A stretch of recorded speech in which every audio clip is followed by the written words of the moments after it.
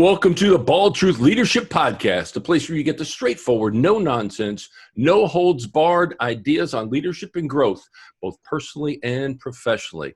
The Bald Truth Leadership Podcast is brought to you by the Peak Performance Group of Texas. I'm your host, Coach Rick Colster, certified executive business coach and the chief coaching officer of the Peak Performance Group, where we help people and organizations align and maximize their potential. Ladies and gentlemen, today our guest is a very, very special lady. She's an entrepreneur and someone you want on your team if you've got that business that's designed to make money. I think every business is designed to make money. Her company, Catherdral Capital, is not just a bookkeeping accounting firm. She and her team act as your virtual CFO for hire. They are the ones that can help you make those strategic decisions when it comes to money. They help small, medium-sized businesses make the best possible financial decisions for their growth. She's also one of the smartest people I know. Seriously, when it comes to finances, I'll tell you what. I'd like to welcome to the Bald Truth financial wizard, entrepreneur, lover of travel, and the founder of Catherdral Capital, Brooke Lively. Welcome to the Bald Truth, Brooke. Thank you. Well, I kind of feel like I shouldn't say anything else because that was the most glowing endorsement.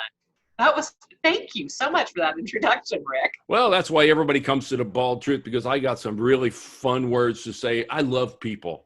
I'll tell you what, I love people. So, and I love recognizing your accomplishments, the stuff that you've done, and any of our guests, really recognizing people. And I try to have the highest quality people that we can here. And it's fun to be able to see, wow, these folks have really done some cool stuff. So every word is true, folks. Every single word is true. So let's see, where do we start? Well, Can I suggest where we start? Yeah, let's do it. All right. I want to talk about something that you said in your intro, that all businesses are built to make money. And I'm going to take a stand against that. Okay. I think there are a lot of businesses out there that people have unconsciously built that don't make money. And they don't know why they're not making money. And they're generating just enough revenue for that owner to get by. They're not really truly profitable. All right, we're going to have this contraindicating conversation already. I can feel it. Wouldn't that be called a hobby, though? It would. Absolutely. So, then it's not a business. Come on. A business is designed, in my brain, is designed to make money. Bottom line. I agree. It should. And maybe the discussion isn't that there are businesses that are designed not to make money, but there are people who are running hobbies who have deluded themselves into thinking they're running a business. Wow, that's huge. You're absolutely right. And you see it a lot. We see it a ton. I bet you do. And one of the things that I learned getting into business, I started the Peak Performance Group 17 years ago as a training company. Over the course of time, it's morphed, it's changed into, and we now have our business acceleration system that we help companies grow with. And you're always a big piece of that, by the way. Having a CFO in place is huge for a company. I'm not a numbers guy. I literally, I'll say, remember that movie with Bruce Willis where he said, "I see dead people," The Sixth Sense, right? And when I see it like big spreadsheets, I can read a basic P&L. When I see big spreadsheets, I go, I see numbers. Oh God, really? Numbers. I give up. No, there's somebody else do it, and it's scary. And I think that's true for most business owners. Is the numbers side of it is scary. They're very good at what they do. They're a great electrician. They're a great contractor. They're a great doctor, lawyer, Indian chief. I don't know. And they're passionate about those things. They love those things. And that's why they started their business. They didn't start their business to run spreadsheets. So how can you, I'm going to dive down this trail right now. How can you, as a virtual CFO, as a CFO for hire, how can you help them? How do you help them? Not how can you, but how do you? How do you? All right. So we believe in making data-driven decisions. Okay. I think that every entrepreneur, and you alluded to it a minute ago, has that gut instinct where they kind of think that this is the right thing to do. The problem with gut instinct decisions is that you wake up in the middle of the night and second guess them. Was that the right thing to do? Is this the correct person to hire? Is that pay-per-click really working for me? Did I price this properly? We're all about data-driven decisions. So what we're going to do is we are going to go find the information and present it to you so you can make a better decision. You make a faster decision, you make a better decision, and you don't second guess it. You know you priced that thing the way you priced it because we walked through all the inputs. We totally understand what it costs to provide that service or that product. So you do it once and you move on. So you'll find that you make faster decisions. You'll find that your business, you don't spend as long on a decision, which means you can make more decisions. The more decisions you make, the more your business moves forward. Okay. Well, you mentioned waking up in the middle of the night with that brain that's on fire, that fear in the pit of your stomach. So which we've all felt. Oh gosh, yes. So I guess what I've realized, and what I'll say is, starting a business can probably be one of the most stressful things that someone will do. Especially someone with the high technical skills. And so what advice would you give someone that's looking at starting a business, or maybe has just started their own business, but because they took their passion, their love, their skills, their technical expertise, and said, you know what, I'm a great computer programmer. I should get into the website business. Yeah. You need some data points.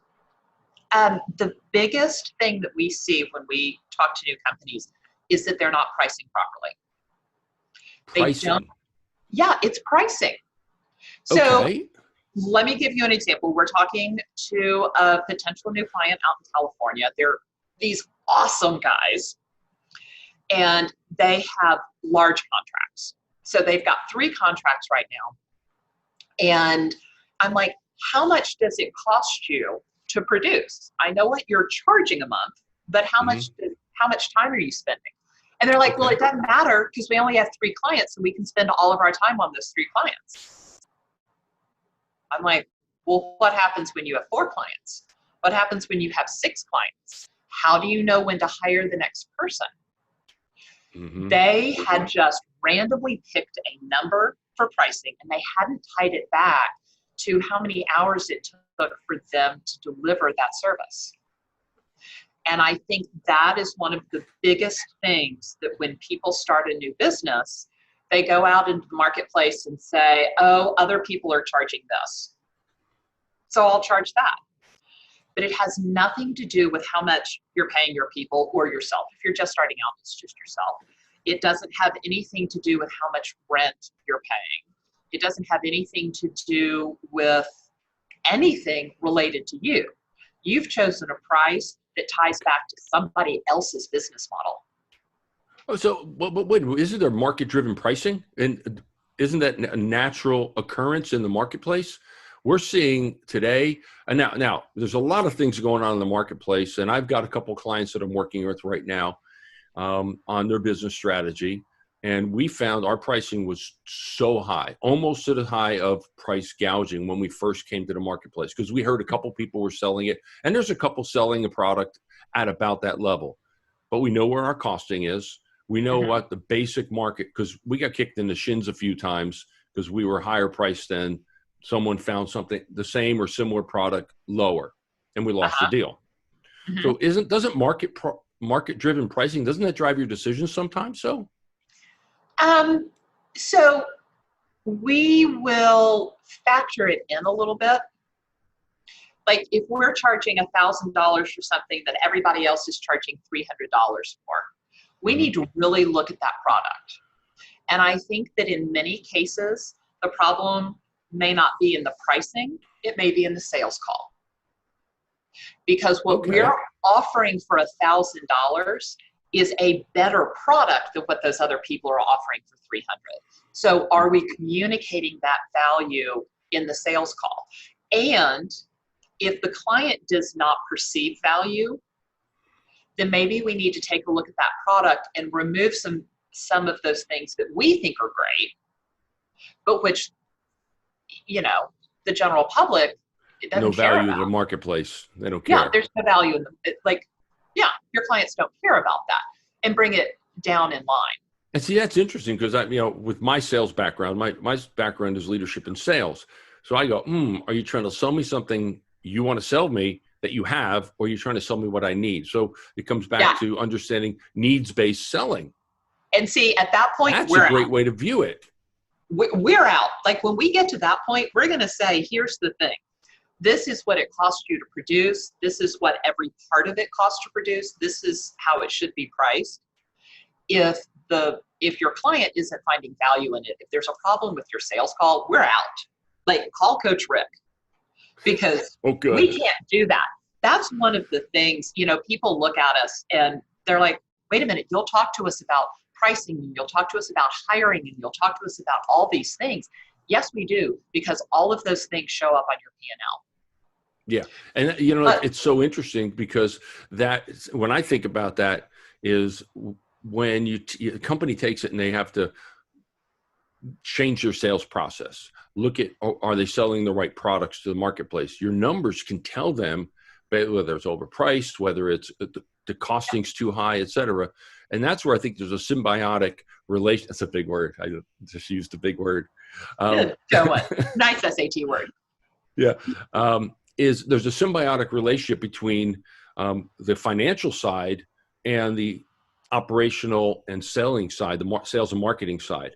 And that's what I think it misses. A lot of companies miss that, how there has to be all those three combined, the right people doing the right thing for the right reason, right? And what they're doing is making good, sound financial decisions and heading in the right direction with the right financial direction. And here's the thing.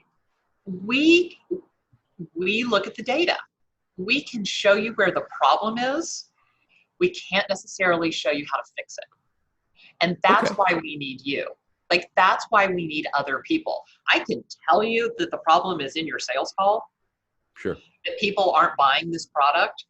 Can't tell you why they're not buying the product. Mm-hmm. I can tell you it's properly priced. And so you asked what we do. That's what we do. Every part of your business shows up on your P&L somewhere. And so we're going to look at every part of your business. We're great at finding the problems. And sometimes we can help with the solution. And sometimes we have to say somebody else has to help you with that solution. And I love that because, and I can tell you love numbers. Yeah. You love numbers. And we do, part of the Peak Performance Group, what we do is we look at people and we look at the different behavioral styles, personality styles, call them if you will, but really the behavioral styles and the strengths of people. And so here's an interesting one. How do you deal with someone like me, who's a high, call him an influencer. We use a DISC model a lot. Some people may be familiar with the DISC I'm profile. a high D. Yeah. Oh, no, you're a high D, high C too, though. But your C is pretty high because your analytics are very high.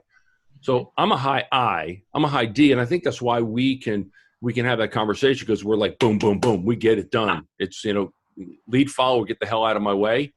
Unless you're the lead dog, the view never changes, and there's a lot of other great acronyms and stories. Yeah. But for you, how do you? And I struggle with someone who is a high analytic, as I call it, a high analytic. Someone who is what we in the DISC model would be a high C. So I struggle with, oh my gosh, let's I'm the guy that wants to start the party. Like, let's have some fun, let's do it. And it's either I'm going to convince you to do it or I'm going to tell you to do it. I always go with convince because I'm a higher I than D. But if that fails, go to plan B. Tell you to do it. I'm telling you what to do. Yeah. So here's the thing. When we work with people like you, we kind of keep our C hidden.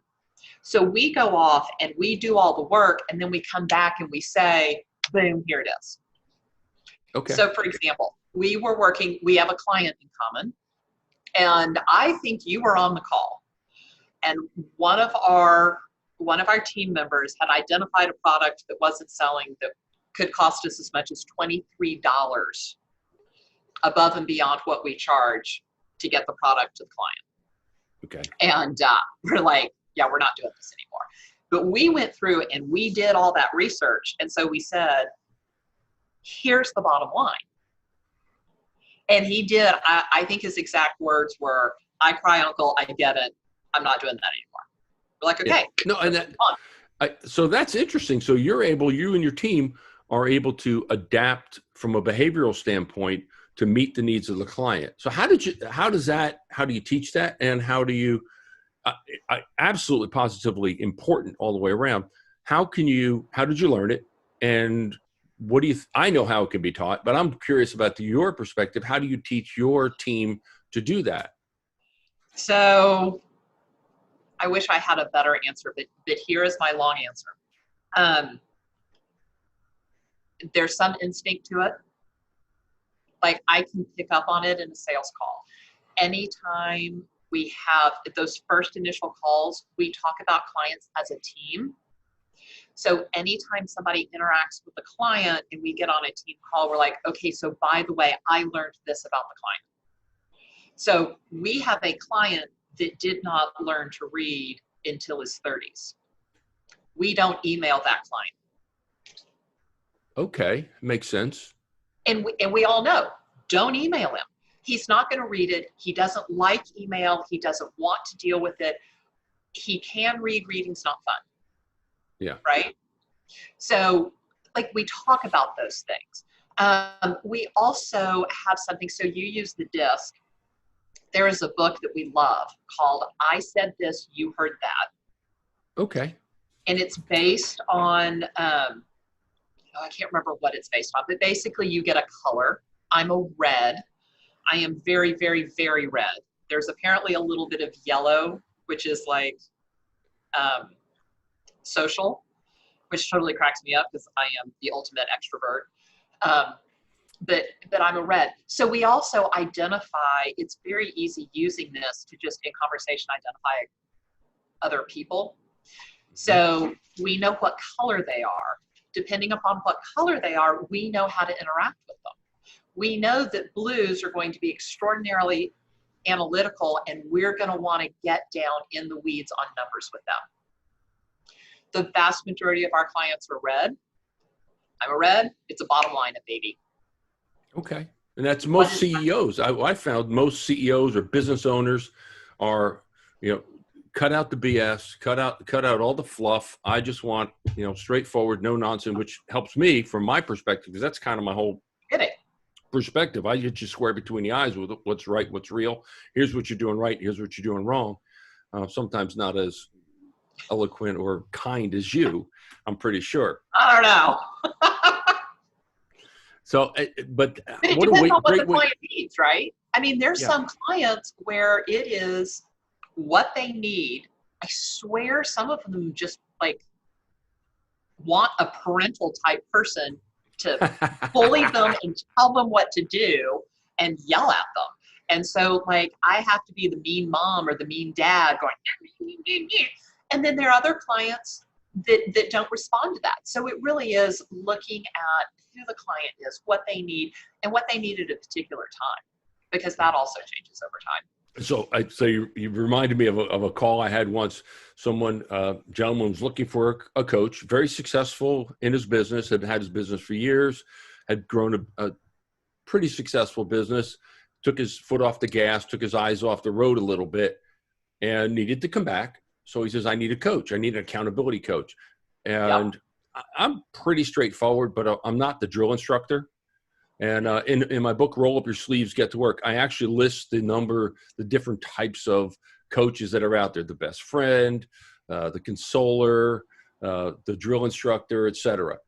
And he was looking for somebody who not only was a drill instructor, I think he was looking for a SEAL Buds instructor that would like kick him in the stand, throw him in the mud. He says, I want you to yell at me. I'm like, dude, I'm going to tell you, but I'm not going to call you names and make you cry and stuff.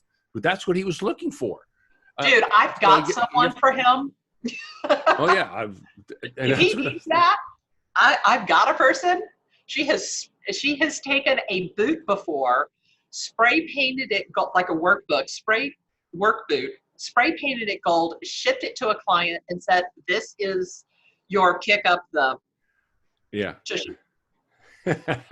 I love it. So That was not the word. keep on.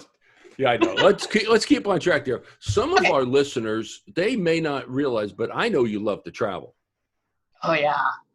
Yeah, you got the traveling bug. I tell you. So, what are some of your favorite places to visit? I've seen you've been around, but where have you been recently, and what were some of your favorite places? Let's say. I love new places. So like when we went to China, this was so funny.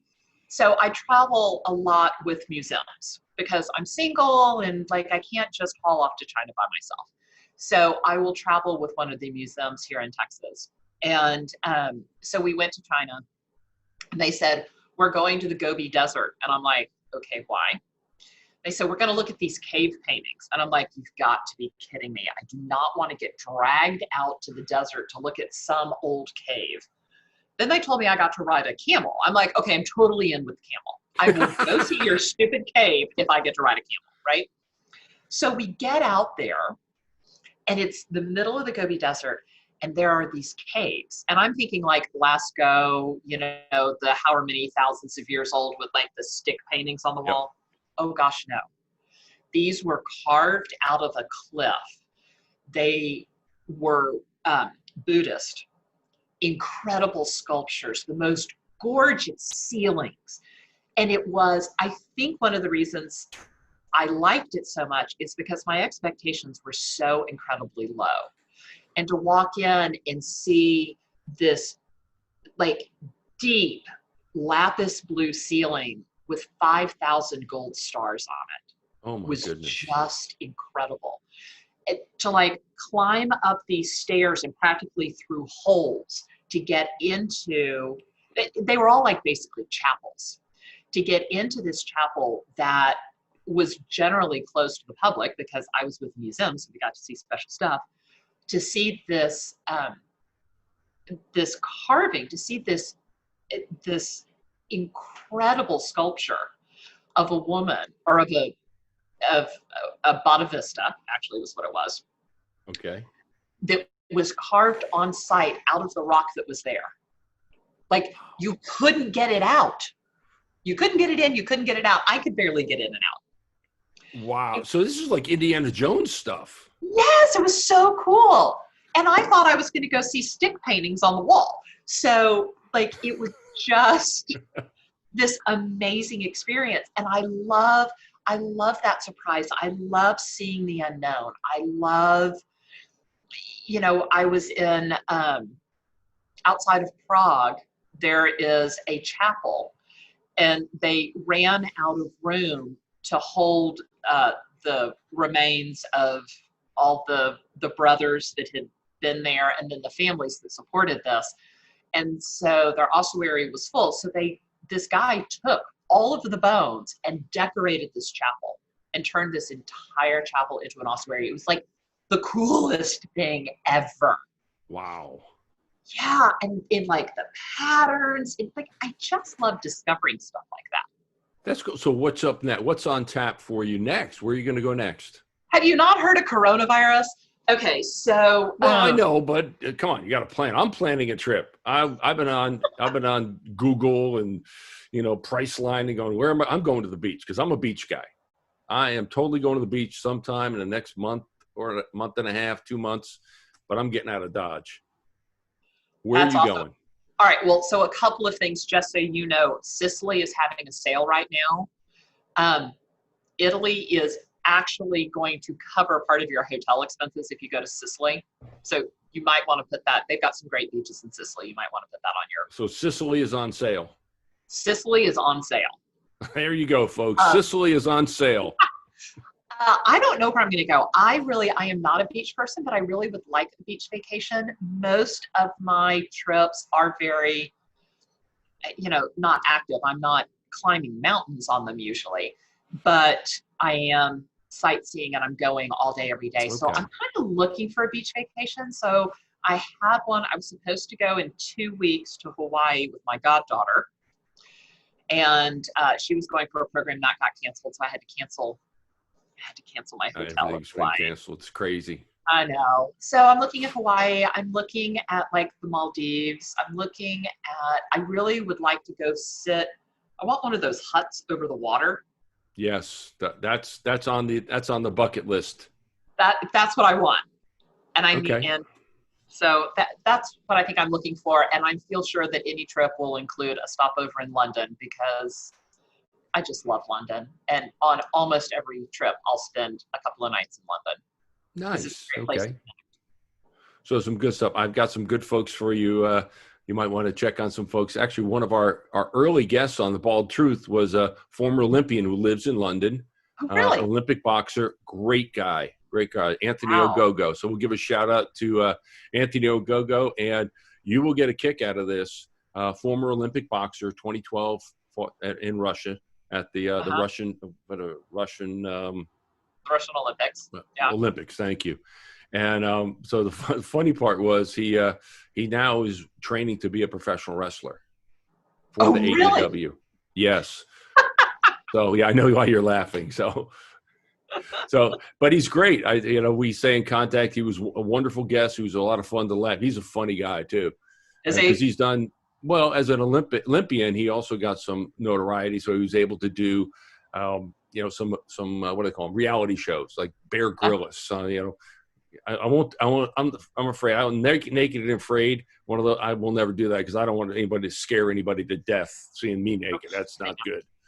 Yeah, I know. But he did one of those Survivor type things. It was kind of interesting. He said he lost about 25 pounds over the 6 weeks they were there. So maybe I need to do one of those. Yeah, we all need to do that. So, all right. So keeping us on track here.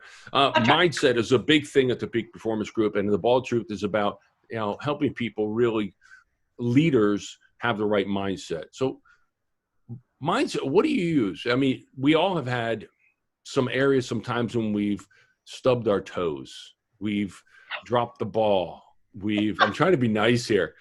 So where we just went those aw shucks moments, right? So you want to hear mine, Rick? I want to hear. I'm curious as to if you have a regret. What's your biggest regret or worst defeat, and what did you do to get over it? That's the key piece. What did you do to get over it? So I'm not going to say it was a regret or a defeat because it was the best thing I ever did for my business. However, I had a client. He was 93% of my business. So let's just stop and let me give you a quick tip here.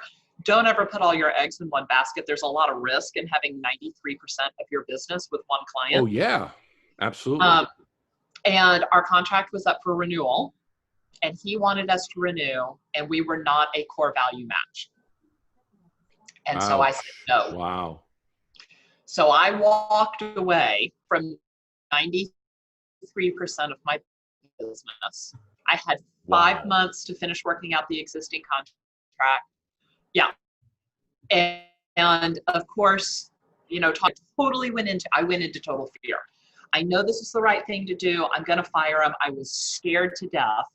So I managed to blow up every single other client relationship. Ouch. So by the time I finally told him no, that we weren't going to renew, I had $18,000 a year of revenue. I had three employees plus myself on $18,000 a year.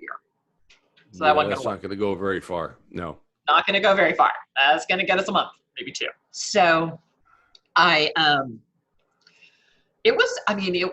was rough. I knew it was the right decision. It took me 26 months to become profitable again. Okay. Which is a really stinking long time. Trust me, I know. So, and having been in that shoes where I lost my largest client, multi-six-figure client, January 1st, ready to renew. I didn't get 5 months. I got 5 days. Like, where'd you go? Holy smokes. Yeah. So that's don't put all your eggs in one basket is an absolute. So if you're listening, don't put all your eggs in one basket. Don't put all your eggs in one basket. So now, however, when you're trying to pull out of it, when when you're in that 26 months where you lose money every single month, I think it's really looking at what you're building and having a vision for your business and holding on to that. Yeah. And knowing that you are making the right decisions. I hired an employee in month 20 or 21. I hired another employee and I still lost money. But I knew that she was bringing a skill set to the table. I knew that she brought a lot to the company. And in fact, it was one of her ideas that switched us into profitability. Awesome. See, and so the mindset that you had for that was stay true to who you are, your business model. If it's worked, even if you make a mistake in business, stay true to your passion. If you know it'll work. Again, I think there's a caveat in there that says if it works, like you said, it was working. You had good clients, you had things, you just had a bump in the road when all the groceries fell out the back of the truck. Everything.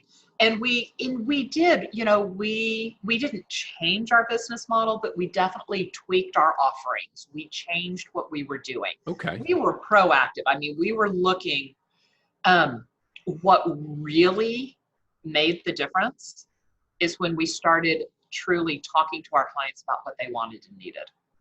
And I love that part because as we talked about earlier, you put colors on each one, your team works together as a group. And helping companies do that will help them grow and exceed. So as folks are listening, thinking about taking your team and making sure they're all on the same page. And it's a nice platitude, but it's really, there's a way to do it you say, look, we talked about each client and we say, okay, let's analyze this client. Let's see what's the best way to interact with this client. What's the best way to interact with this client? So communication is a critical piece, it sounds like. Yeah. Well, and we used to have an all-team meeting every Tuesday afternoon. Okay. And we've grown recently, and now we're too big. We've got 2 different divisions that do different things. So now each division has a weekly meeting. We have once a month, we have an all-team meeting. See, but you're doing the same thing. And part of the business acceleration system that we teach businesses to use is that communication piece. And once a week, and we use departments or divisions, is that once a week they have to get together. Same thing. Now you've got 2 divisions where you used to have everybody, it was all one. It works. And make sure that once a month, everyone gets together and you're all on the same page. Values are strong, vision is strong, mission is still on track to your mission.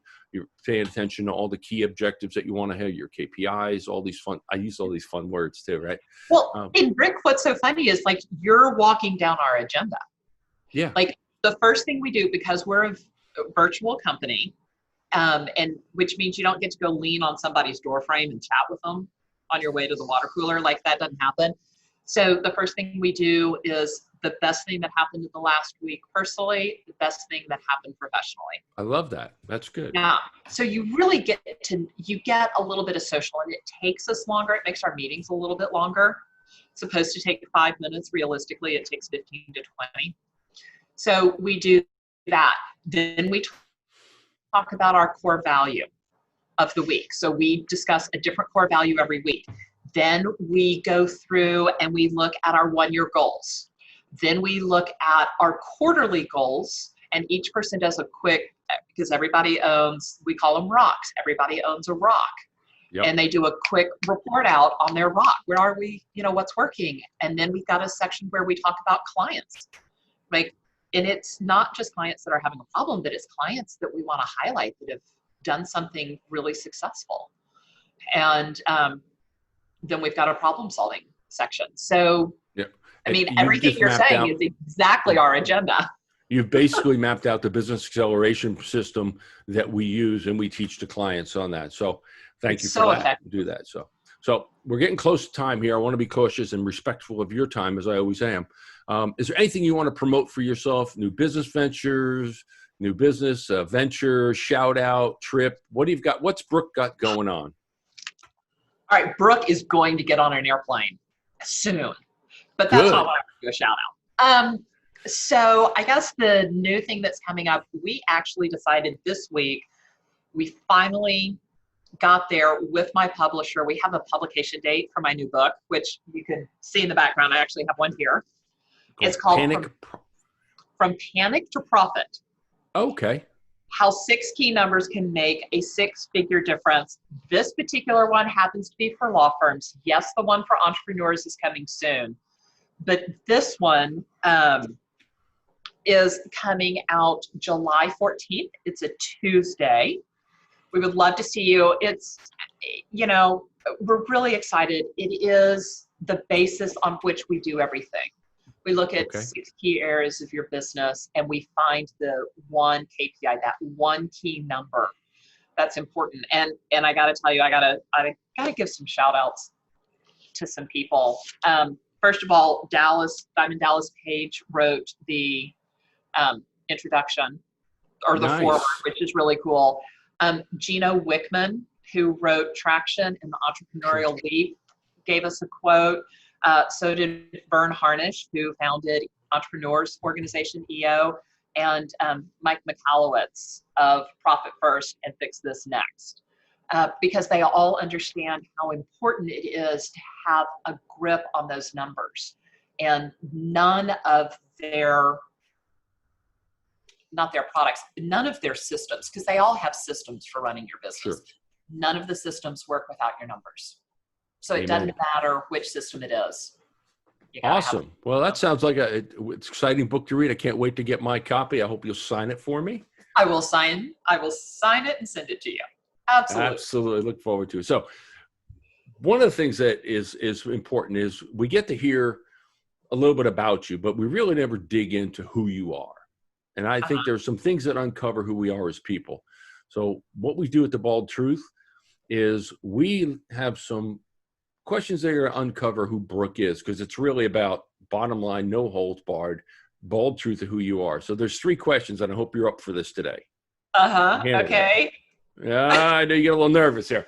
All right. So here's the bald truth questions. This is going to open you up a little bit. You're holding a dinner party for 6 people, you being one. You get to invite anyone in all of history, alive or dead. Who do you invite and why?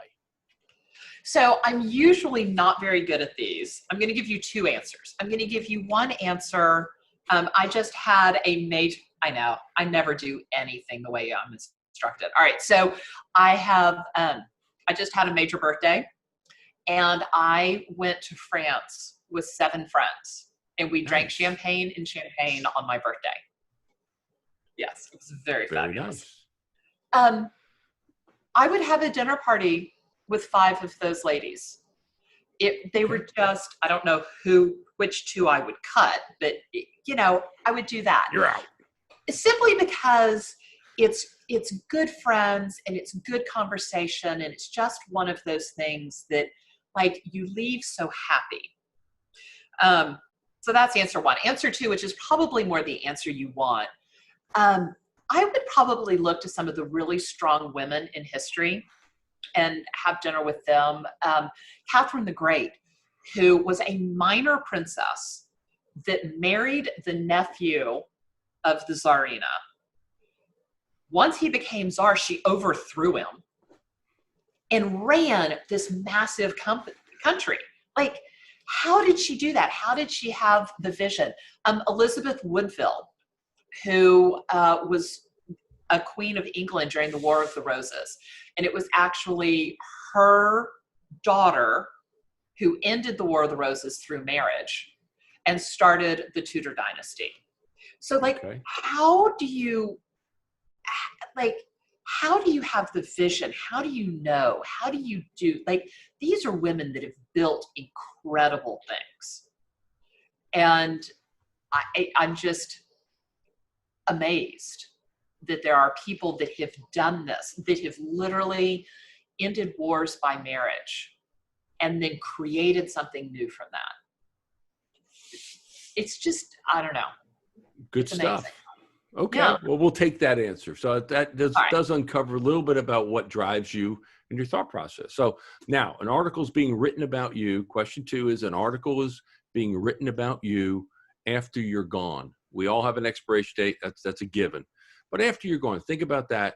What's the title? Not what's in the article, but what's the headline, the title of this article? Oh, I don't know what the exact title is, but it's going to have something to do with giving people confidence. Whether it's my employees that we're teaching and training and promoting and helping them achieve their goals, or whether it's clients that we did the same thing. We taught them, we trained them, we gave them the information they needed to make better decisions to create the life they wanted. Sounds like a great title to me. So final question, the third question is, what do you do each morning to set yourself up for a successful day, for success for the day? So Mel Robbins has this great routine called the $1 Million Morning. And it's fabulous, and I don't do it. Well, after Mel Robbins, except Brooke doesn't do it.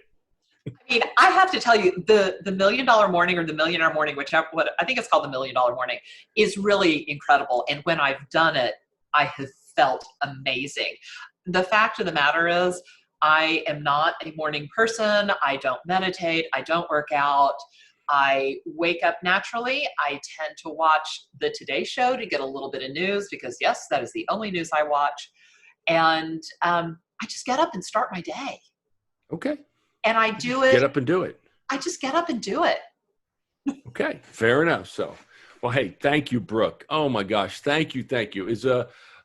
I appreciate you taking time out of your day for spending some time with us today. How can people get a hold of you? That's the important part is now we've talked all about this. How can people get a hold of you? So our website is cathcap.com. Our company is called Cathedral Capital. And we took the first few bits of each word, cathcap.com. It's actually internally how we refer to our company.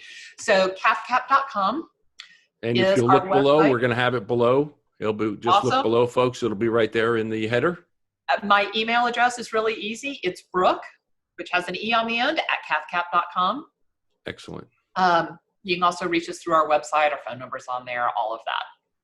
Excellent. Well, I thank you so much. You've given some amazing tips, some great stuff for someone who's not a financial guy, me, and a lot of our listeners. I mean, there's only a select few that are really understand the numbers, and you're one of those, and we appreciate you and what you do for companies and people and organizations. And thank you for being on today. I really appreciate it. My pleasure. Can I just say one more thing about the numbers? Yeah. I think so many people get intimidated by them. Don't. Find someone who can help you. Find someone who can explain them to you, because your business will be so much better. But never, ever be afraid. Just find someone to help you decode them. I love that. Never, ever be afraid. Folks, you've been listening to The Bald Truth with Coach Rick of the Peak Performance Group, the company that helps people and organizations maximize and reach their potential. If you're looking for a way to grow your business, your organization, whether it's sales, strategic direction, the Peak Performance Group, we will help you implement and integrate our business acceleration system.